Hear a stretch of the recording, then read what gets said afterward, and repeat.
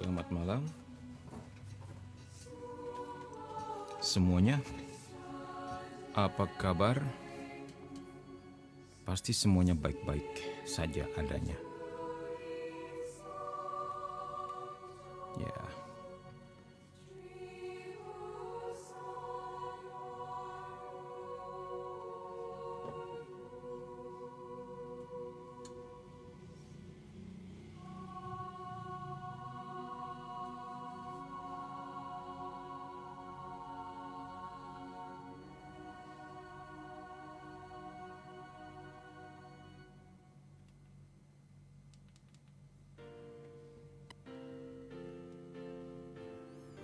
Oke.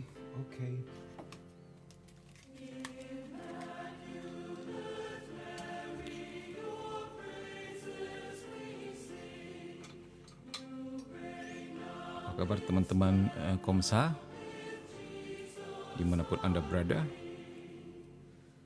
semoga selalu dalam lindungan Tuhan. Sambil menunggu teman-temanmu.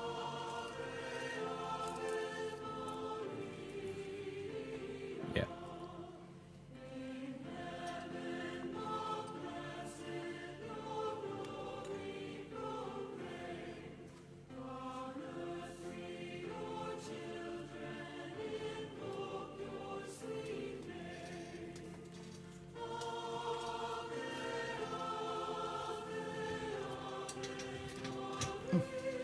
Kenapa?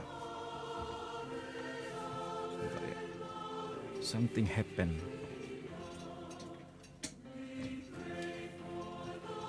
Sesuatu yang menyangkut. Oke, saya lepas.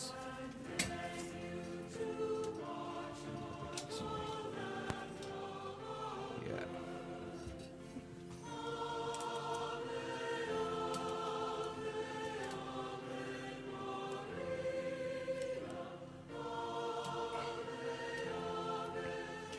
Baik, sambil sebentar lagi kita mau tunggu teman-teman yang lain.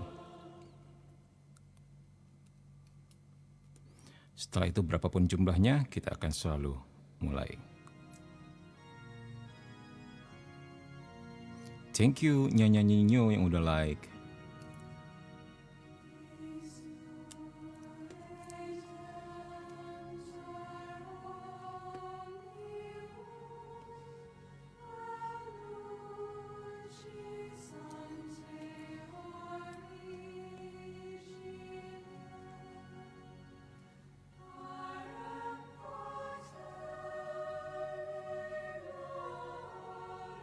Oke, 1 menit lagi kita buka dengan doa.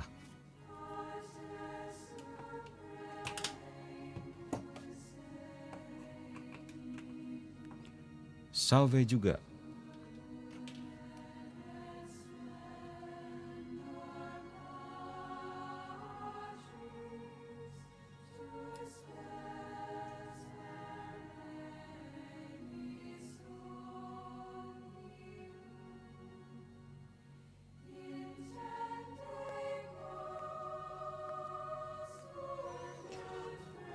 Oke, baik. Oke, kita mulai teman-teman ya. Kita buka dengan doa dulu. Berapapun jumlah kita, berapapun jumlah yang Tuhan undang pada malam hari ini untuk mendalami Katekismus Gereja Katolik, kita akan mulai. Kita berdoa dalam nama Bapa dan Putra dan Roh Kudus. Amin. Ya Bapa Surgawi, kami bersyukur dan berterima kasih di mana Engkau tambahkan lagi 1 hari dalam hidup kami, sehingga kami boleh bertemu dengan saudara-saudara kami dalam live Komsa pada malam hari ini.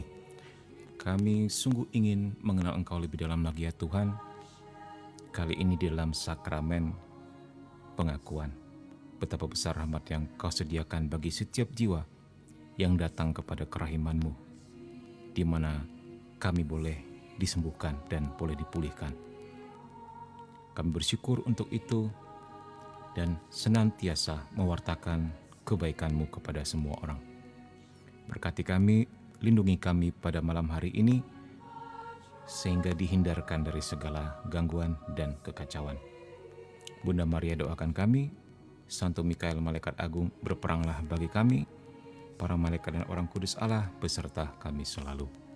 Kemuliaan kepada Bapa dan Putra dan Roh Kudus, seperti pada permulaan, sekarang, selalu, dan sepanjang segala abad. Amin. Dalam nama Bapa dan Putra dan Roh Kudus. Amin. Welcome yang baru join, selamat datang. Terima kasih yang sudah like, yang sudah share, dan sebagainya. Musiknya kita kecilkan dikit. Oke, sebelum kita mulai, boleh saling berkenalan dari mana saja ini? Dari paroki mana saja? Semoga selalu sehat dan dalam lindungan Allah. Amin. Selalu dalam lindungan Allah. Amin. Amin. Untuk kita semua. Semoga kita selalu sehat. Ya, puji Tuhan. Kemarin Mimin tidak bisa live karena pas tanggal 25 Agustus Mimin ulang tahun ya. Jadi dibuatkan acara oleh teman-teman dari jam 5 sore sampai malam, jadinya kecapean untuk bikin live. Jadi kita pindah hari ini. Oke, baik, kita akan mulai. Kali ini tentang pemberi sakramen pengakuan. Pengetahuan ini luar biasa dalamnya dan luar biasa pentingnya, teman-teman, bagi kita semua. Harusnya setiap orang Katolik sudah harus tahu. Harusnya setiap orang Katolik bisa bersyukur atas luar biasanya rahmat ini, ya. Di mana ketika pastor memberi sakramen pengakuan kepada kita, mereka bertindak atas nama Tuhan Yesus itu sendiri. Allah yang penuh kasih, Allah yang Maha Rahim, yang melepaskan setiap dosa. Baik, kita akan mulai 14:61. Karena Kristus telah percayakan pelayanan perdamaian kepada rasul-rasulnya, kita bisa melihatnya di Yohanes 20:23, 2 Korintus 5:18. Nah, nanti boleh dicek sendiri ya. Ini Alkitabnya dan ayatnya. Bahwa Yesus telah mempercayakan pelayanan perdamaian kepada para rasulnya. Maka pengganti-penggantinya yaitu para uskup. Nah, jadi para rasul ini penggantinya atau penerusnya adalah para uskup. Dan rekan kerja mereka yaitu para imam. Nah, di sini dikatakan jelas sekali ya, teman-teman semua, para imam itu rekan kerja, bukan pembantu bagi uskup. Ya, ini jelas sekali. Dikatakan rekan kerja. Itulah sebabnya sekarang di gereja-gereja sudah diganti istilah pastor pembantu ya. Diganti dengan pastor rekan gitu. Ya, padahal sebenarnya nggak apa-apa sih istilah pembantu. Mungkin untuk Indonesia saja sudah istilah itu sudah terdistorsi gitu ya. Jadi orang pikirannya seperti pembantu rumah tangga begitu kan. Bahkan sekarang di Indonesia saja pembantu sudah diganti ART ya, asisten rumah tangga gitu. Jadi memang kata pembantu ini yang sebenarnya bagus ya, terdistorsi gara-gara pikiran negatif beberapa kelompok orang yang ternyata cukup berpengaruh untuk Indonesia. Sehingga juga misalnya istilah Maria Penolong Abadi ya, dulu itu Maria Pembantu Abadi, gitu. Sebenarnya nggak masalah sama sekali. Karena membantu, menolong itu hal yang mulia, hal yang baik, begitu loh. Ya begitulah ya.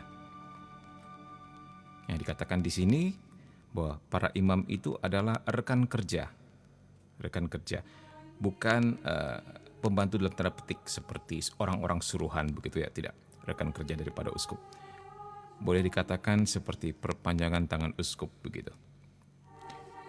Terus melaksanakan karya pelayanan ini. Jadi uskup dibantu imam-imamnya. Para uskup dan imam telah menerima wewenang berkat sakramen tahbisan. Nah, disinilah yang membuat warisan iman apostolik itu ya terjadi secara suksesif terus-menerus. Para uskup ke para imam berkat sakramen tahbisan untuk mengampuni segala dosa atas nama Bapa dan Putra dan Roh Kudus. Jadi wewenang ini diterima berkat sakramen tahbisan. Uskup yang mentahbiskan, kemudian rahmat tersebut diturunkan kepada imam-imamnya. Ini yang namanya suksesi apostolik dalam hal sakramen imamat. Begitu. Oke, kita lanjutkan. 14:62. Pengampunan dosa membawa perdamaian dengan Allah, tetapi juga dengan gereja. Nah, di sini kita bisa melihat bahwa dosa dan juga kerahiman Tuhan itu tidak hanya bersifat individu, ya, tetapi juga bersifat sosial. Gitu. Dosa kita juga yang secara pribadi ternyata juga berakibat kepada seluruh tubuh. Ingat, kalau jari sakit maka sakitlah seluruh tubuh. Kalau perut sakit, sakitlah seluruh tubuh. Gitu. Nah, dosa kita juga ternyata membawa juga sebuah hal yang buruk kepada persekutuan kepada tubuh Kristus. Sehingga pengampunan dosa membawa perdamaian dengan Allah, ya.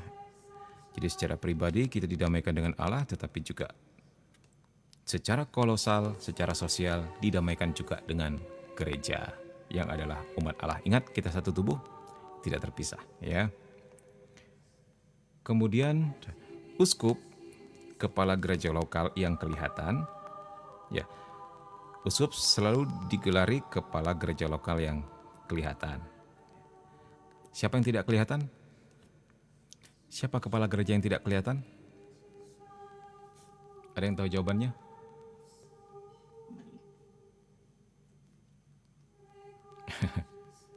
Nah, kalau sudah tahu jawabannya, jadi nggak heran kenapa uskup selalu kemudian ada kalimat berikutnya untuk menerangkan jabatannya, yaitu kepala gereja lokal yang kelihatan.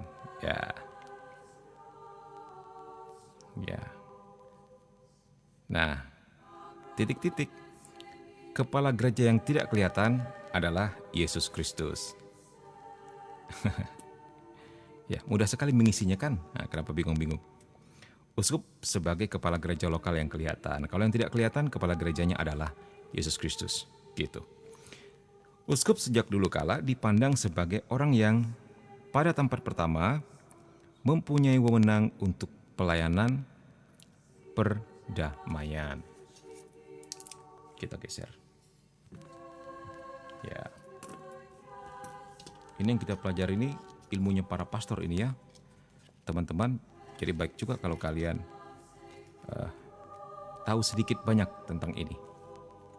Supaya teologinya, imannya, pengertiannya, kedalaman ilmunya semakin mantap. Nah, gitu. Semakin kita mendalami teologi tersebut, semakin kita mengetahui dalamannya, kita semakin kagum dan terpana betapa luar biasanya gereja Katolik kita.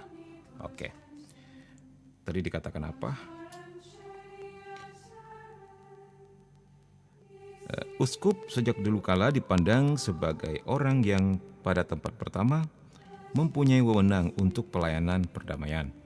Ia mengatur disiplin pertobatan. Ya. Rekan kerjanya yaitu para imam melaksanakan pelayanan ini sejauh mereka telah menerima tugas ini dari uskupnya atau dari seorang pembesar tarekat. Nah, kalau dia imam projo, dia akan menerima tugas ini dari uskupnya langsung. Kalau imam biarawan, ya, dari seorang pembesar tarekat, gitu. Atau dari paus. Jadi ini sesuai dengan hukum gereja. Ceguan.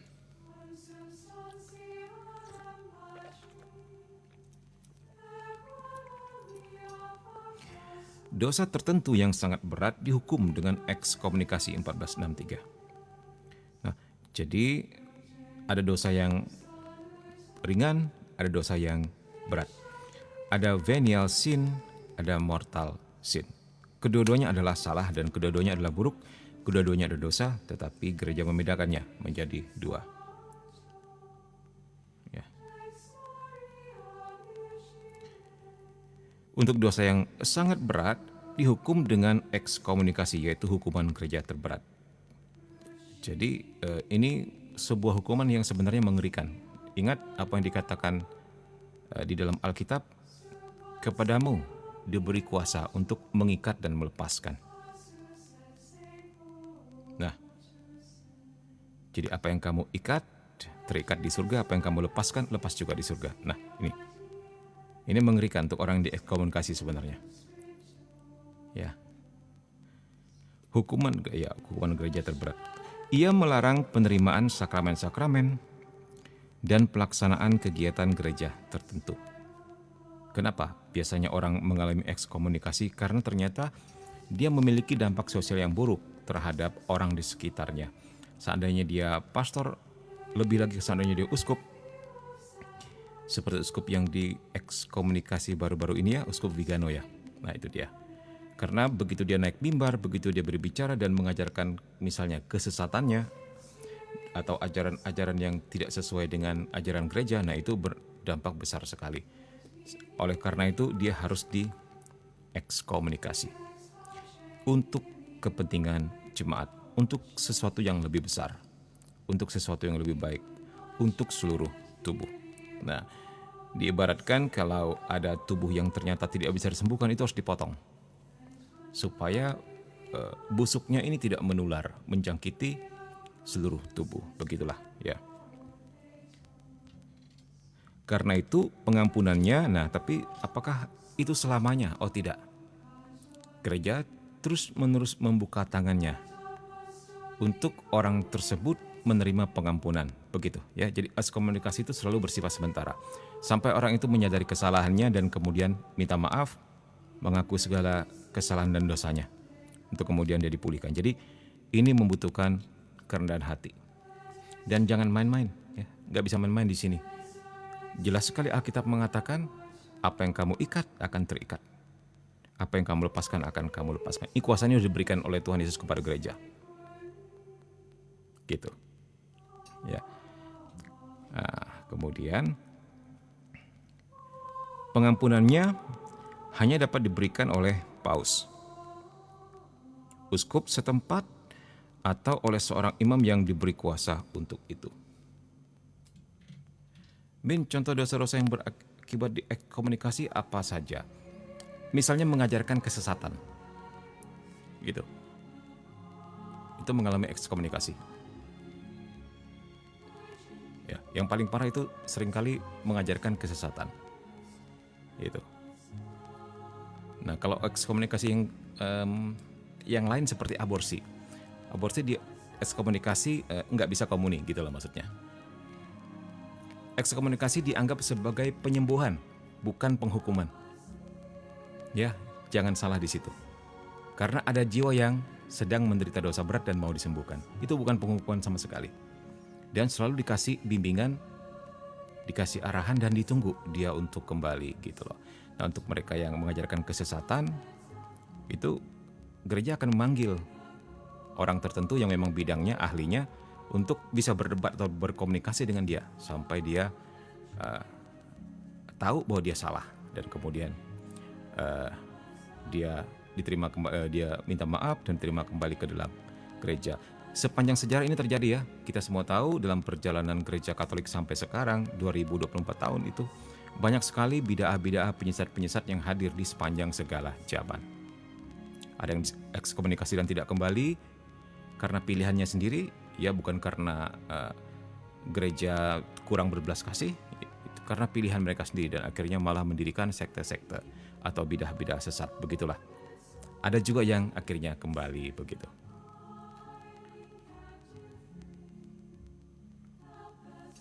Ya. Saya takut di ekskomunikasi. Nggak semudah itu juga ya, memberi ekskomunikasi.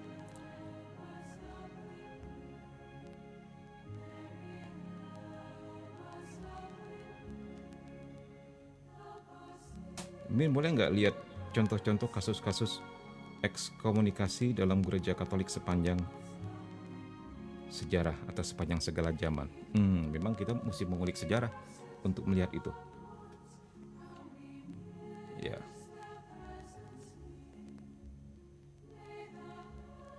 Ya, kalian sudah tahu sih salah satu contohnya ya.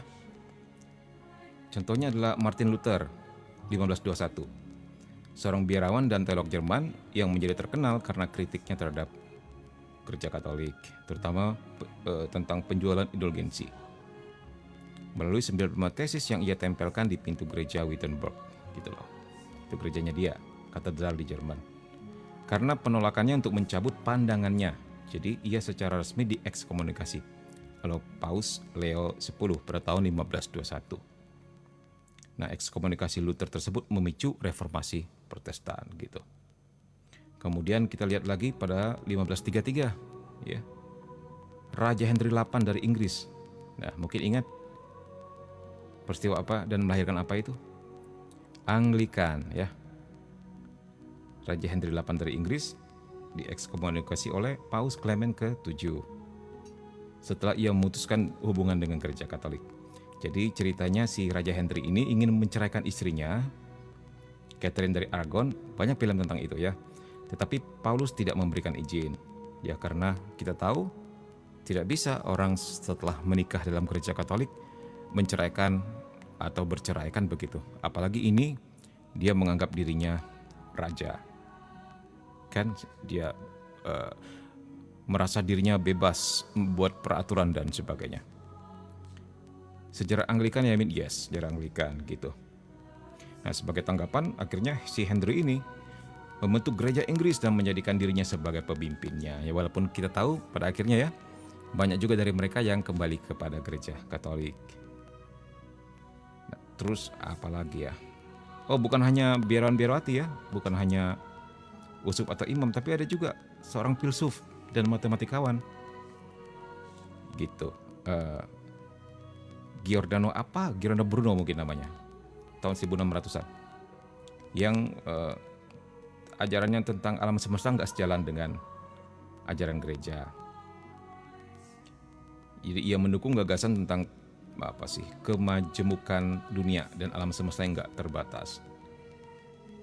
Ya, kayak gitulah. Terus ingat lagi, mungkin kalian tahu banyak sekali film-film tentang ini. Sekarang dia Santa, ya, Santa Joan d'Arc. Meskipun akhirnya ia dinyatakan sebagai santa oleh Gereja Katolik, tapi dia sempat diekskomunikasi dan dihukum sebagai bidat. Nah, ini dia. Dengan segala penampakannya, dengan segala dia mendengar suara Tuhan. Ingat itu, seorang perempuan yang menjadi ksatria, ya. Nah, dia didakwa melakukan sihir dan mengenakan pakaian pria. Kita mengerti pada zaman itu, ya. Perempuan ditekan sedemikian rupa, ya, karena budaya patriark lah. Tidak boleh begini, tidak boleh begitu, ya. Tapi dia mendengar suara dari surga yang mengatakan dia untuk maju berperang. Begitu. Akhirnya dia maju berperang. Nah, itu sempat diekskomunikasi. Nah, Joan atau Sian, kalau orang Prancis bacanya Sian gitulah, dibakar di tiang pancang, ya, pada tahun 1400-an begitulah. Nah, kemudian akhirnya diketahui bahwa dia tidak bersalah dan dia ternyata dikorbankan. Kemudian ekskomunikasinya dicabut. Setelah dia meninggal, kasihan, ya. Akhirnya dihormati dia sebagai martir dan Gereja Katolik mengenalnya sebagai santa. Ya, Uskup Vigano sekarang kena ekskomunikasi kalau tidak salah. Iya, kena ekskomunikasi dia. Terus Napoleon Bonaparte, nah ternyata juga pernah diekskomunikasi, ya, oleh Paus Pius ke-7 sekitar tahun 1800-an lah. Karena dia pernah memenjarakan paus dan merebut wilayah-wilayah yang dikuasai oleh negara gereja di Italia. Nah, kalau pada zaman dulu gereja sama negara itu jadi satu, ya. Jadi jangan heran kalau disebut negara-negara gereja. Ya, sebenarnya Napoleon mencoba berdamai dengan gereja. Tetapi ketika konflik politiknya dengan paus itu memuncak dalam ekskomunikasi ini, gitu.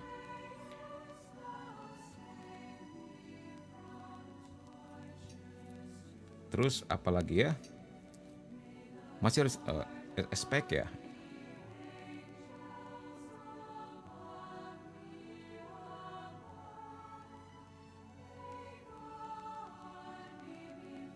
Oh ya, itu zaman ini, ya. Kita lihat yang ini dulu deh. Ini dia. Penganut aborsi dan eutanasia. Itu juga diekskomunikasi oleh gereja, ya. begitu. Tahu ya eutanasia? Individu yang secara langsung terlibat dalam tindakan aborsi, ya, atau eutanasia. Ya, aborsi kita tahu lah ya, pembunuhan manusia di dalam janin. Eutanasia itu seperti pembunuhan yang diizinkan kepada orang-orang tua atau orang-orang yang lemah tak berdaya dengan tujuan supaya penderitaannya cepat berakhir. Jadi entah apakah disuntik, apalah caranya begitu. Nah, itu tidak diizinkan oleh gereja. Gereja sangat menentang kedua praktek tersebut. Ya. Sekali lagi, ekskomunikasi itu artinya untuk menyembuhkan. Dalam arti gereja selalu open arms, membuka tangannya untuk dia kembali. Ya. Masih dapat kembali jika dia bertobat dan mengubah perilakunya. SSPX, ya ini yang terbaru ya. Dulu sempat juga diekskomunikasi. Ya, tetapi sekarang sudah tidak lagi ya mendengarnya. Nanti coba dicek lagi deh ya. Karena walaupun kita tahu dia sempat melawan otoritas gereja Katolik ya, khususnya ketika pendirinya melakukan tahbisan 4 uskup tanpa persetujuan Paus tahun 88. Jadi memang dianggap skismatik pada waktu itu. Uskup namanya siapa? Lefebvre gimana susah ya. Serta 4 uskup lainnya itu yang ditahbiskan secara otomatis terkena ekskomunikasi. Tapi tahun 2009 Paus Benediktus ke-16 mencabut ekskomunikasi terhadap keempat uskup tersebut sebagai bagian dari upaya untuk membawa mereka kembali gitu ke dalam persekutuan dengan gereja Katolik. Nah, ini merupakan langkah rekonsiliasi ya antara SSPX dan Vatikan, dan itu sudah terselesaikan, udah enggak lagi. Tetapi walaupun demikian, mendengarnya meskipun ekskomunikasinya udah dicabut, SSPX tetap berada dalam posisi yang rumit. Karena mereka belum sepenuhnya dalam persekutuan penuh dengan gereja Katolik. Dan beberapa ada perbedaan doktrinal yang berkaitan dengan Konsili Vatikan kedua yang masih menjadi hambatan. Nah, namun Paus Fransiskus telah mengambil beberapa langkah untuk mendekati SSPX, termasuk memberikan wewenang kepada pastor-pastor SSPX untuk mendengarkan pengakuan secara sah selama tahun suci kerahiman. Ya, dan kemudian memperpanjangnya tanpa batas waktu. Jadi benar-benar ekskomunikasi itu bermaksud menyembuhkan, bermaksud menyadarkan, bermaksud memulihkan. Ya, jangan dipandang sebagai sebuah penghukuman. Belanda kalau nggak salah yang menjadi negara pertama yang melegalkan eutanasia. Iya. Dari sana tercetusnya. Karena Belanda banyak sekali melahirkan orang-orang ateis ya. Mungkin banyak sekali orang atau awal mula ateis banyakkan malah lahirnya di Belanda mungkin ya. Bisa diselidiki lagi lebih dalam tentang itu. Eutanasia diizinkan, aborsi diizinkan, apalagi ya lokalisasi diizinkan begitu. Mantap tuh Belanda. Ada yang pengen jadi warga negara Belanda. Oke, baik. Padahal dulu misionaris Belanda banyak ya, iya. Dulu misionaris yang kita itu peroleh ya, yang datang ke Indonesia itu kebanyakan dari Belanda dulunya. Ya memang dari Belanda. Kalau kita dengar cerita kakek nenek kita ya, sampai kakek nenek kita bisa juga bahasa Belanda dikit-dikit gitu. Nah, juga dengan kakeknya Mimin. Kakeknya Mimin dulu dukun besar di kampungnya gitu. Nggak tahu kenapa suatu hari ada pastor Belanda, karena dia termasuk kepala kampung dan dia disegani ya si kakeknya Mimin ini. Tiba-tiba datang ke situ langsung nyimpan barang, langsung duduk di situ dan minta makan, terus nginep di situ. Itu lucu juga. Jadi kakeknya Mimin ini kayak bengong-bengong, jadi orang nggak diundang tiba-tiba datang duduk. Tapi dari situ pada akhirnya dia mungkin takjub atau bagaimana lihat orang yang berbeda karena bule ya. Dia mendengarkan pelan-pelan, walaupun bahasa Indonesianya masih patah-patah waktu itu, dan akhirnya malah masuk Katolik. Gitu. Dia lepaskan semua kepercayaan lamanya, semua ilmu-ilmunya, gitu, dan menjadi Katolik, pembesar Katolik di kampungnya pada waktu itu. Ya itulah, mereka luar biasa caranya. Nah sekarang, wah kebalik. Sekarang malah banyak misionaris dari Asia. Ya semoga suatu hari kalian-kalian ini yang hadir pada live malam hari ini menjadi misionaris sampai ke Belanda. Ya.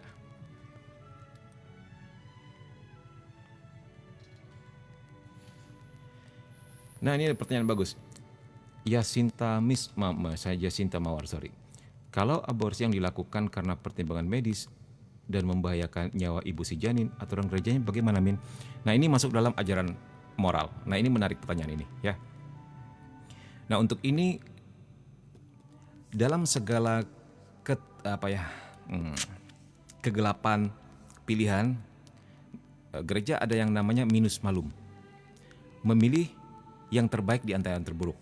Walaupun itu bukan pilihan yang menurut kita baik. Akhirnya apa? Kita gereja berprioritas kepada siapa yang kemungkinan hidupnya lebih tinggi, gitu. Yang lebih bisa diselamatkan, apakah bayinya, apakah ibunya. Ya, kalau memang ternyata kondisinya harus salah satu yang selamat. Nah, itu juga akhirnya misalnya anaknya atau misalnya ibunya itu harus dikonsultasikan lagi kepada keluarga, gitu. Ya, karena memang masalah ini ditemuin dalam kehidupan sehari-hari, bukan sekedar di atas meja seperti Mimin ngomong-ngomong gini ya, tapi masalah seperti ini, masalah medis memang ditemuin. Nah, akhirnya siapa yang memiliki harapan hidup lebih tinggi dan lebih besar itu, it's okay. Itu namanya minus malum. Memilih yang terbaik di antara yang terburuk. Nah, ini masuk ke dalam ajaran moral ya, teman-teman. Jadi menarik belajar-belajar seperti ini kan. Sekarang Katolik Jerman yang ngeri-ngeri sedap, Min, mereka mendukung katekismus bisa diubah menyesuaikan zaman. Ya, kalau ubah dalam arti seperti inkulturasi tetapi tidak mengubah doktrin-doktrin iman itu it's okay ya. Tapi kalau sudah mengubah hal-hal yang esensial itu tidak bisa. Jadi memang ada yang bisa diubah, ada yang tidak gitu loh. Ya, uskup-uskup juga liberal ya. Gerakannya disebut synodal. Iya, Min pernah mendengar itu ya. Nggak tahu apa yang mereka perjuangkan itu ya.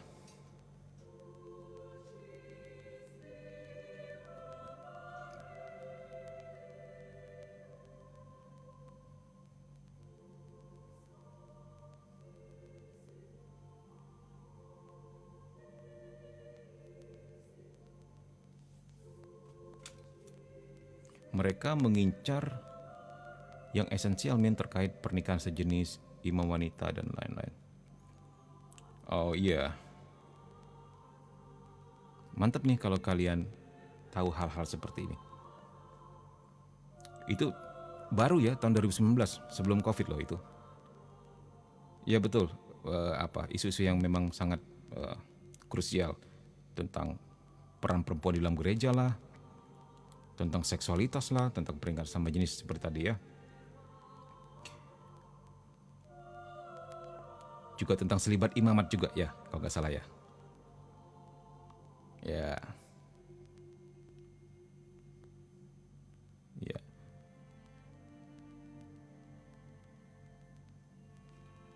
Jadi memang sepanjang segala zaman kita akan menghadapi hal seperti ini. Setiap zaman punya pandangan yang berbeda, punya kompleksitas masing-masing. Ya. Yang apa-apa yang diperjuangkan oleh tadi itu Sinodal Katolik Jerman itu memang menjadi kontroversi ya di dalam gereja universal. Jadi apa yang mereka ajarkan itu bisa bertentangan dengan ajaran universal gereja Katolik. Jadi jangan heran kalau berkali-kali Paus Fransiskus berdialog dengan mereka ya, agar berhati-hati, agar tidak terisolasi dari gereja universal. Jadi kalau nggak salah bahasanya tuh begitu aja dia ngomongnya, agar kamu tidak terisolasi dari gereja universal. Padahal itu ancaman ekskomunikasi. Ya, bahasanya halus kan. Ya, jadi sebenarnya pandangannya positif dalam arti mereka ingin agar gereja lebih modern begitu loh. Tetapi juga kita juga mesti hati-hati jangan sampai jatuh kepada hal-hal yang bisa mengubah doktrin iman gitu. Oke, kita lanjutkan. Tadi kita berbicara tentang ekskomunikasi.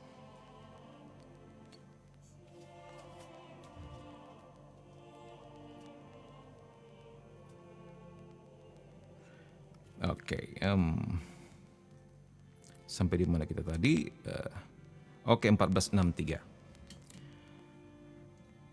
Oh, sudah ini ya.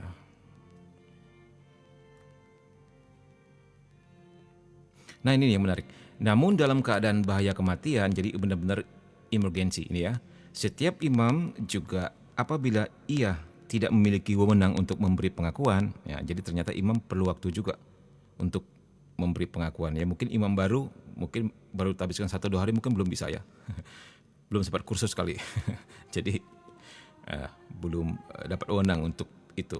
Itu dalam keadaan bahaya, misalnya bahaya kematian, misalnya terjadi perang, terjadi bencana alam, gempa bumi, atau alien menyerang, negara api menyerang, atau makhluk-makhluk multiverse menyerang, itu bisa dapat mengampuni setiap dosa-dosa dan bahkan melepaskan setiap ekskomunikasi. Ekskomunikasi ini serius teman-teman ya. Ingat, apa yang gereja ikat di dunia terikat di surga. Apa yang gereja lepaskan di dunia terlepas di surga. Ini wewenang yang sebuah kuasa yang Tuhan kasih kepada gerejanya.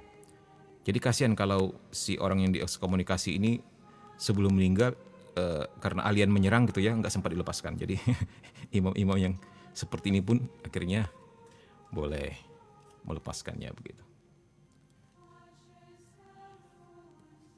Min, udah nonton trailer film Kuasa Gelap belum? Gimana pendapat Mimin? Aduh, baru berseliweran begitu aja, belum bisa dinilai ya. Semoga mantap ya, nanti deh Oktober ya. Katanya Oktober kita nonton bareng-bareng, kita lihat seperti apa. Itu lucu juga, ada beberapa orang yang kirim message ke Mimin. Min, lihat film ini Min, lihat film itu Min. Nah, kok mereka nggak konsultasi dengan Mimin ya? Mimin ngakak, loh ngapain? Emang kita siapa kan gitu. Di sana kan pasti mereka konsultasi dengan pastor-pastor yang itu yang memang mumpuni di bidangnya ya, para eksorsis dan sebagainya. Ya, itu lucu juga itu. Nanti deh kalau sudah keluar kita tonton sama-sama, kita lihat. Semoga memuaskan ya, tidak ada yang mengkhawatirkan.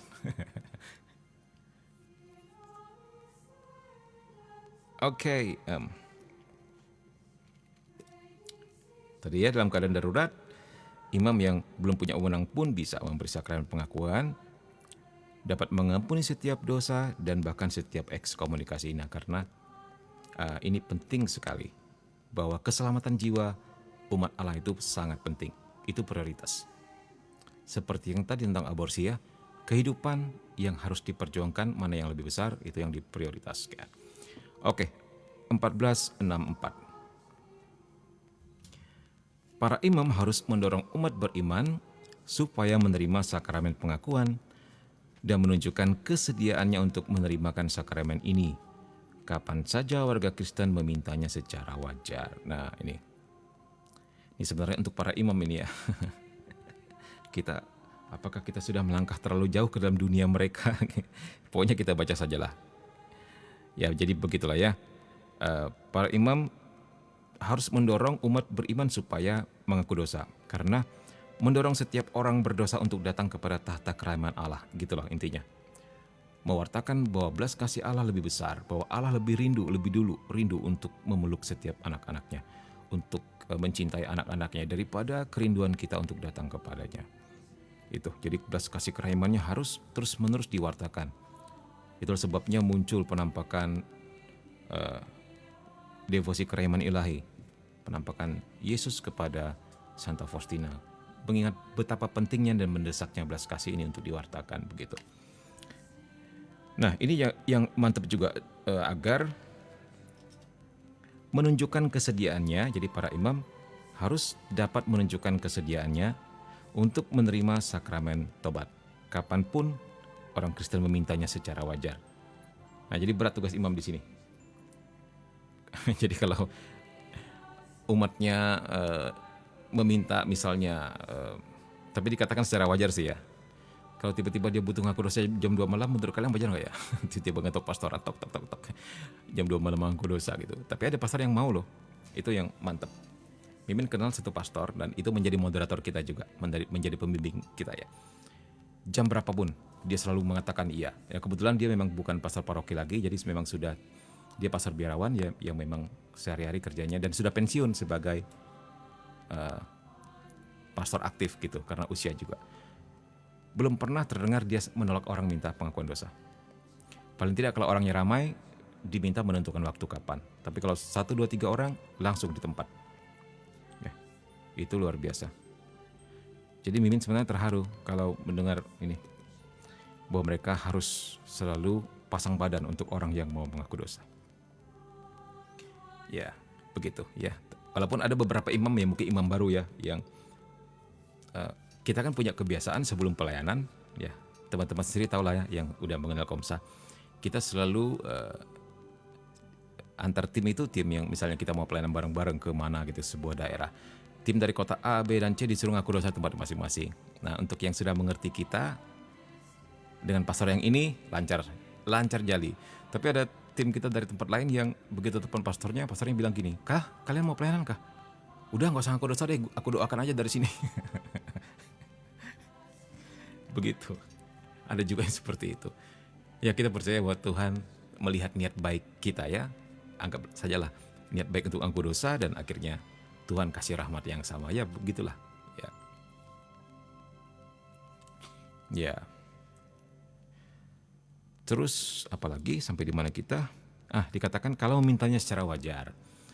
Ya wajar-wajar mintanya, jangan pakai paksaan. Misalnya, "Pastor, saya mau ngaku dosa sekarang, saat ini, detik ini. Kalau tidak, pastor saya tembak." Misalnya gitu. Itu nggak wajar ya. Jadi mintalah secara wajar gitu. 14:65. Kalau imam menerimakan sakramen pengakuan, ia memberi pelayanan gembala yang baik, yang mencari domba yang hilang, seperti pelayanan orang Samaria yang baik, yang membalut luka-luka, pelayanan sang bapa yang menantikan anak yang hilang, dan menerimanya dengan penuh kasih sayang setelah ia kembali.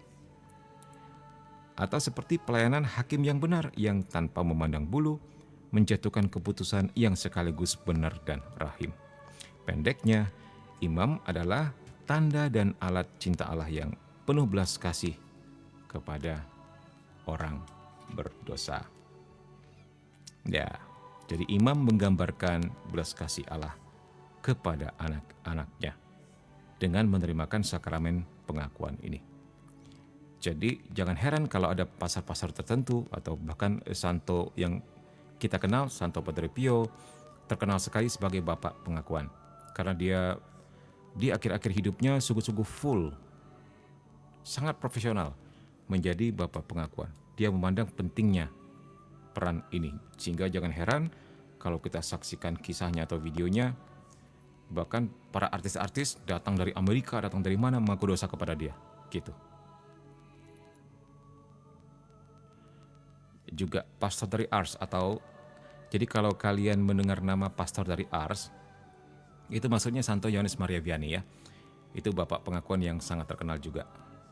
Justru dia lebih dulu sebelum Padre Pio. Bisa jadi Padre Pio terinspirasi dari beliau. Gitu. Santo Yohanes Maria Vianney. Yang setiap hari kerjanya hanya menerima pengakuan dosa dari orang-orang. Ceritanya juga mengharukan. Jadi Pastor Vianney ini semasa sekolah S1 S2-nya itu lemah sekali, lemot gitulah. Sampai dikatrol semikian rupa supaya dia bisa menjadi pastor. Jadi dari S1-nya S2-nya itu setengah mati ngatrolnya, kan nilainya di bawah pas-pasan begitulah. Sampai akhirnya pembimbingnya memperjuangkan, intinya begitulah, mungkin lupa ceritanya, atau orang biaranya memperjuangkan agar dosen-dosennya berbelas kasih terhadap dia, melihat kesalehannya dia, karena ternyata walaupun begitu dia saleh sekali. Terus setiap jam-jam doa tidak pernah terlambat. Hal-hal seperti ini jadi pertimbangan mereka. Tolonglah jadikan dia imam dong. Udah jadikan imam, nanti kalau jadi imam sudahlah, dia nggak usah khotbah. Dia jadi ini aja, pastor yang menerima sakramen pengakuan dosa aja. Gitu. Sampai digituin. Saking lemotnya gitu. Dan akhirnya berkat rahmat Tuhan yang luar biasa, dia jadi pastor. Dan ternyata dia malah lebih terkenal karena kesalehannya. Ya. Jadi seumur hidupnya dia menerima sakramen pengakuan dosa dari umatnya, dan karena itu dia menjadi seorang santo. Izin left Min mau istirahat. Oke, selamat beristirahat. Mimin juga mungkin sampai 11.30 aja deh. Karena Mimin kayaknya ini nih, kecanduan kafein, bukan kecanduan. Apa sih namanya? Agak sakau kena kopi nih. Oke deh. kita lanjutkan. Teman-teman yang lain dari paroki mana saja bisa saling kenalan. Siapa tahu malah bisa ketemu jodohnya di sini, ya, akan mantep. Yang belum berjodoh maksudnya, yang sudah berjodoh jangan cari lagi. Oke. 1466. Nah, ini hal yang penting juga bagi kita untuk disikapi bahwa Bapa pengakuan itu bukan Tuhan, melainkan pelayan pengampunan Allah. Ya. Jadi dia akan memposisikan dirinya sebagai pelayan. Pelayan daripada pengampunan Allah. Jadi sikap batin mereka harus seperti ini. Apakah sehat, apakah sakit, apakah mau atau tidak mau, harus memberi prioritas kepada setiap orang yang mau mengaku dosa. Itu sikap batin mereka. Jadi sebenarnya mudah kok untuk minta ngaku dosa kepada pastor. Jadi kamu niatin saja ikut misa pagi misalnya ya. Misa pagi, setelah misa selesai, ya kamu langsung nyamperin pastornya. Apalagi kalau cuma 1-2 orang, ya pasti langsung saat itu juga dia layani. Gitu. Jadi pastor itu walaupun mungkin sakit atau walaupun nggak enak body dan sebagainya, ketika orang minta untuk mengaku dosa, dia akan sebisa mungkin untuk memberikan pelayanan tersebut. Ya, oke, baik. Pelayan sakramen ini harus mempersatukan diri dengan niat dan cinta Kristus. Ia mengetahui dengan pasti bagaimana seorang Kristen harus hidup. Ia harus mempunyai pengalaman dalam masalah-masalah manusiawi dan harus menghormati orang yang telah jatuh dan memegang teguh tugas gereja untuk mengajar, dan harus membimbing peniten dengan sabar menuju penyembuhan dan kematangan penuh. Ia harus berdoa untuk dia dan membuat silih dan menyerahkan dia kepada kerahiman Allah. Nah, ini berat juga nih tugas ini. Masih ada yang mau jadi imam? Mendengarkan hal seperti ini. Ya, bukan tugas yang ringan ya teman-teman. Karena mendengarkan pengakuan dosa itu seperti kita menjadi curhatan orang. Seperti kita menjadi dalam tanda petik tempat sampah. Itu tidak selalu menyenangkan. Ya. Bahkan kalau kepikiran, bisa membebani si pastornya juga. Gitu. Kalau kepikiran. Ya, dan mereka sudah dilatih untuk itu ya. Ya mungkin juga belajar dari psikiater atau psikolog bagaimana bersikap dalam menerima konseling ya. Ya begitulah. Ya ini si Heo nih orang psikolog nih, tapi dia udah sudah tidur.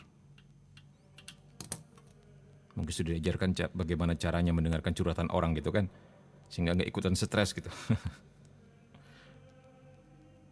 Sebentar, aduh ini sakit nih. Apakah Mimin sudah makin gemuk ya? Dulu kan baik-baik saja. Udah gini aja deh. Nah, gini aja deh. Oke, teman-teman. Kita lanjutkan. 1467. Pelayanan ini luar biasa mulianya, maksudnya sakramen pengakuan dosa ya. Ia menuntut penghormatan dan sikap hati-hati terhadap orang yang mengakukan dosanya. Karena itu, gereja menjelaskan bahwa setiap imam yang mendengar pengakuan diwajibkan dengan ancaman siksa yang sangat berat. Jadi pastornya ini mesti hati-hati nih, supaya berdiam diri secara absolut. Jadi tutup mulut secara mutlak. Menyangkut dosa yang ini, ya, artinya dia nggak boleh bongkar dosa-dosa orang, ya, dan itu mutlak. Kalau nggak dia benar-benar mengalami apa yang dikatakan tadi, ancaman siksa yang sangat berat. Jadi mereka sudah disumpah untuk itu. Tidak boleh membocorkan rahasia pengakuan. Setiap dosa-dosa yang peniten sampaikan kepadanya di dalam pengakuan dosa. Jadi dia harus syarat absolut gitu. Ia juga tidak boleh merujuk kepada pengetahuan yang pengakuan telah berikan kepadanya mengenai kehidupan peniten. Ini Mimin kurang mengerti maksudnya apa. Ia juga tidak boleh merujuk kepada pengetahuan yang pengakuan telah berikan kepadanya mengenai kehidupan peniten. Gak tahu ini maksudnya apa. Mungkin maksudnya gini, misalnya dia suatu hari berkhotbah, ya, tidak boleh nyentil-nyentil, gitu mungkin ya.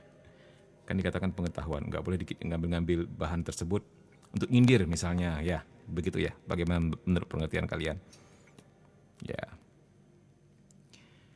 Rahasia pengakuan ini yang tidak mengenal kekecualian dinamakan materai sakramental. Jadi, dinamakan materai sakramental karena apa yang dipercayakan peniten kepada imam tinggal termeterai oleh sakramen. Nah, jadi ini memang dipandang secara sangat serius ya. Jadi si imam hanya mendengarkan, tidak boleh membocorkan, tidak boleh mengkhotbahkan, atau tidak boleh membicarakan dosa-dosa si peniten tersebut. Gitu. Ya. Oke, kita mau lihat sekarang buah-buah sakramen pengakuan. Nah, nanti kita mungkin sampai di sini aja ya teman-teman ya. Min juga agak nggak enak badan, ya. Mungkin 11.30 atau 11.15 ya. Oke, baik. Kita mau lihat buah-buah sakramen pengakuan. Ya, jangan heran ya kenapa live-nya sepi. Karena memang ini hal yang sangat berat untuk dibahas. Benar-benar berat. Tapi kalau kalian bisa mencernanya, bisa menimba manfaatnya, ini hal yang sangat luar biasa. Ya, jadi Mimin bersyukur sekali boleh diberi rahmat untuk menyukai Katekismus Gereja Katolik itu. Bagi Mimin itu rahmat yang tidak kecil loh. Karena Mimin pernah bertanya kepada orang A, B, C, D gitu ya. Mereka nggak suka baca ini. Padahal bagi Mimin ini harta karun loh. Harta karun, nggak tahu kenapa ya. Mimin tidak henti-hentinya terpesona setiap membaca ini. Segala sesuatu yang mungkin sesuatu yang nggak bisa dijelaskan ya. Tapi rasanya mengalami kepuasan secara rohani gitu, secara akal budi gitulah intinya. Terpesona. Oke, kita lihat buah-buah sakramen pengakuan 1468. Seluruh hasil pengakuan ialah bahwa ia memberi kembali kepada kita rahmat Allah dan menyatukan kita dengan Dia dalam persahabatan yang erat. Nah, jadi hasil dari pengakuan ini totally berbicara tentang kita yang kembali kepada Tuhan dan berdamai dan kembali menjadi sahabat. Intinya begitu. Dengan demikian, tujuan dan hasil sakramen ini adalah perdamaian dengan Allah. Jadi kita didamaikan kembali. Karena kita ingat apa arti dosa kemarin kita sudah lihat. Dosa artinya berbalik dari Allah. Ya. Jadi kalau Allah jalannya ke A, kita jalannya ke B atau ke C atau ke D. Nah, bertobat artinya berbalik kepada Allah. Jadi kita ikutin jalurnya Tuhan kembali ke A. Sementara dosa artinya kita 360 derajat belok gitu. Dengan demikian, sudah ini ya. Bagi mereka yang menerima sakramen pengakuan dengan penuh sesal dan khidmat, dapat menyusulah perdamaian dan kegembiraan hati nurani yang dihubungkan dengan hiburan roh yang kuat. Nah, untuk mereka yang sungguh-sungguh mengalami sesal sempurna maksudnya ya. Kita kemarin sempat bicara tentang hal itu. Masih ingat mungkin teman-teman? Apa yang dimaksud dengan sesal sempurna? Apa yang dimaksud dengan sesal tidak sempurna?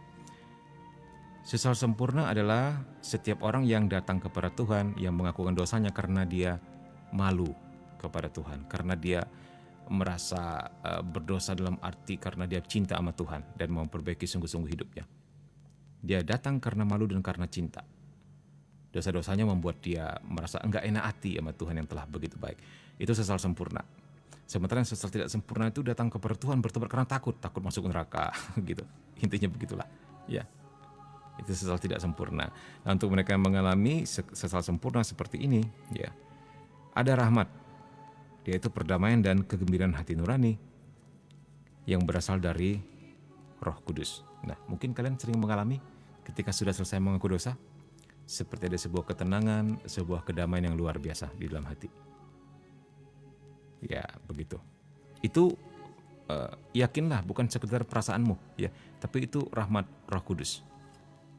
Nah, karena kalau sekedar perasaan itu tidak akan memberi efek dan tidak akan mengubah manusia. Ya. Nah, ketika ternyata dari situ kemudian hidupmu menjadi lebih baik, kamu ditarik kepada hidup doa, kamu ditarik kepada sakramen-sakramen, kamu ditarik kepada kecenderungan untuk melayani sesama, tidak mementingkan diri sendiri. Nah, itu sudah nyata sekali buah-buah Roh Kudus telah hadir dalam hidupmu, gitu, ya. Sakramen perdamaian dengan Allah sungguh mengakibatkan kebangkitan rohani, ya. Satu penempatan kembali dalam martabat dan dalam kekayaan kehidupan anak-anak Allah, dan yang paling bernilai adalah persahabatan dengan Allah, ya. Jadi kita dikembalikan deh kepada fitrahnya, intinya begitulah. Karena kita ini diciptakan hanya untuk memuliakan Tuhan sebenarnya, teman-teman semua, bukan untuk yang lain. Dan hati kita hanya akan terisi penuh, full, ketika kita benar-benar hidup sesuai dengan kodrat kita, sesuai fitrahnya, yaitu mencintai dan melayani Tuhan. Di luar itu, segalanya adalah sia-sia. Ya. Amin nggak? Kok diam aja? Gak ada yang komen nih. Tersepona, kebingungan, nggak ngerti apa gimana. Oke, baik.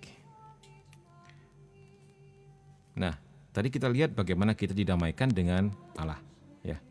Itulah buah daripada sakramen pengakuan. Nah, sekarang ternyata bukan hanya bersifat vertikal, bukannya bersifat vertikal, ya. Jadi kita juga didamaikan dengan gereja, gitu. Dosa melemahkan atau memutuskan persekutuan persaudaraan. Nah, sudah kita bahas ya. Bagaimana satu tubuh yang sakit, satu anggota tubuh yang sakit, maka seluruh yang lain juga sakit. Apalagi sampai diekskomunikasi, ya, itu juga tentu menyakitkan bagi seluruh anggota tubuh Kristus. Jadi dosa melemahkan atau memutuskan persekutuan persaudaraan. Nah, sakramen pengakuan memperbaharuinya dan mengikatnya lagi.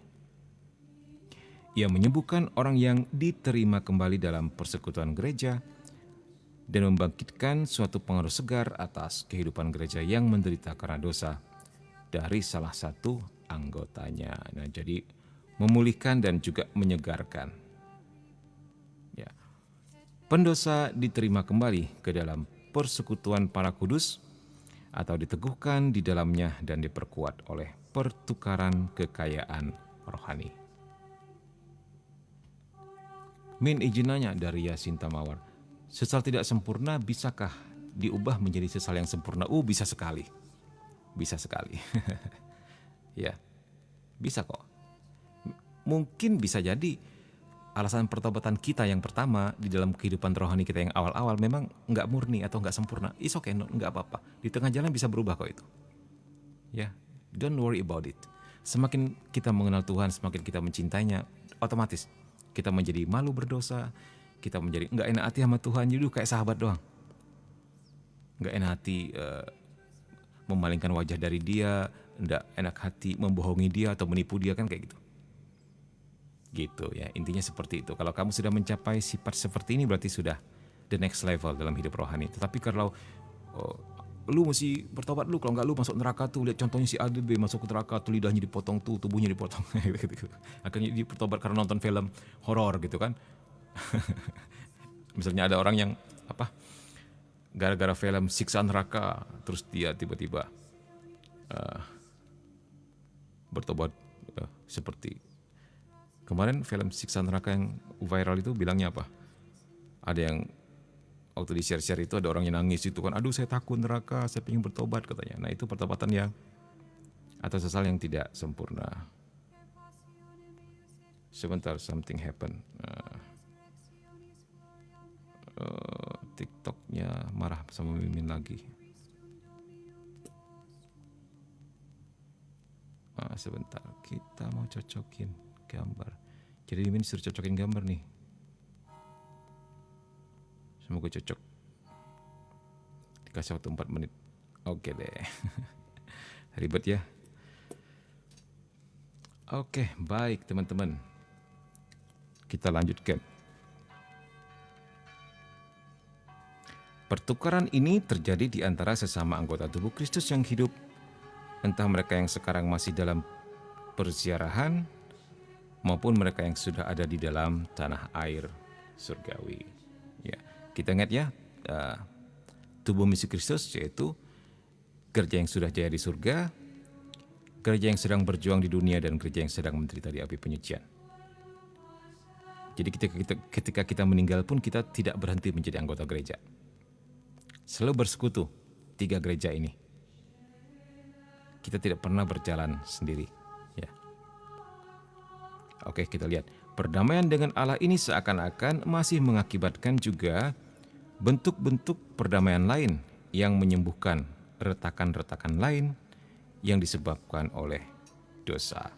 Orang yang mengakukan dosa, yang diampuni, didamaikan dalam keadaan batinnya dengan diri sendiri, yang olehnya ia menerima kembali kebenaran batinnya, ia mendamaikan diri dengan saudara-saudaranya, yang entah bagaimana diserang dan dilukai olehnya. Ia mendamaikan diri dengan seluruh ciptaan. Nah, ini bercerita tentang mendamaikan kita dengan gereja. 1470. Kalau dalam sakramen ini pendosa menundukkan diri kepada keputusan Allah yang Maha Belas Kasihan, ia seakan-akan mengantisipasi pengadilan yang terjadi atas dirinya pada akhir kehidupan duniawinya. Nah, maksudnya apa? Maksudnya begini, karena sekarang dalam kehidupan yang ditawarkan kepada kita, pilihan antara hidup dan mati, dan hanya dengan jalan pertobatan kita dapat masuk ke dalam kerajaan surga. Darinya dosa berat telah mengucilkan kita. Pendosa berpindah dari dalam maut ke dalam kehidupan dan tidak akan dihukum. Yohanes 5:24. Kalau ia berpaling kepada Kristus melalui pertobatan dan iman. Oke, baik teman-teman ya. Malam ini kita cukupkan sampai di sini.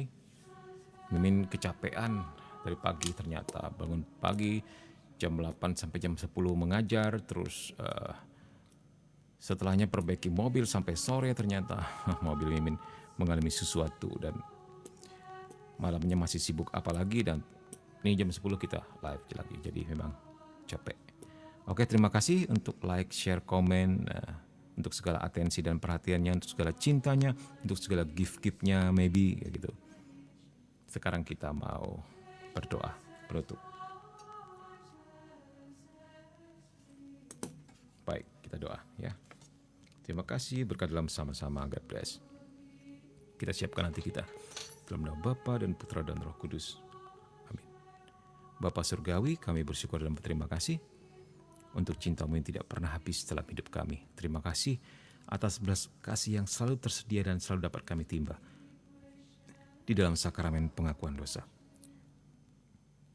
Bentuk kami Tuhan, berilah rahmat senantiasa dalam diri kami agar kami ditarik kepada belas kasih-Mu senantiasa, agar kami selalu berkecenderungan untuk menyenangkan Engkau daripada jatuh ke dalam dosa kedagingan kami.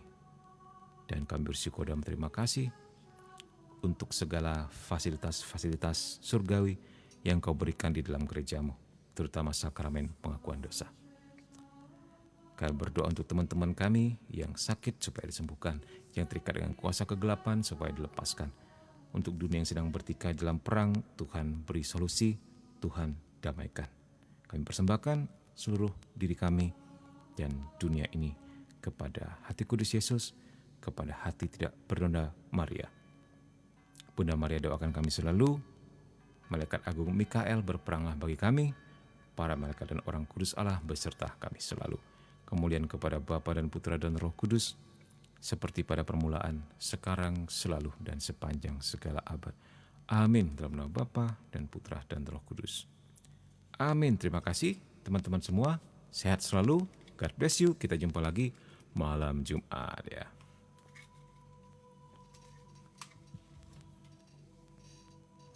Oke, kedepannya kita akan bahas tentang indulgensi. Nah, ini penting banget nih. jangan sampai dilewatkan. Ini yang menjadi hal yang diplesetkan, ya, disalahartikan di abad pertengahan.